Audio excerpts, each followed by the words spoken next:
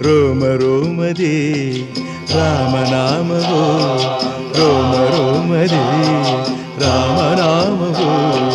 ಶಂಖನಾದ ತಾಳವಾದ್ಯ,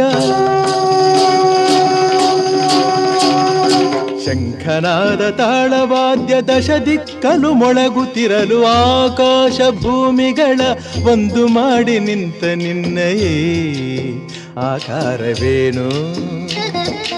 ಆಕಾಶ ಭೂಮಿಗಳ ಒಂದು ಮಾಡಿ ನಿಂತ ನಿನ್ನಯೇ ಆಕಾರವೇನು? ಕಣ್ಣುಗಳ ಕೋರೈಸುವ ಕಾಂತಿ ಚೆಲ್ಲುವ ಈ ಭವ್ಯ ರೂಪವೇನು?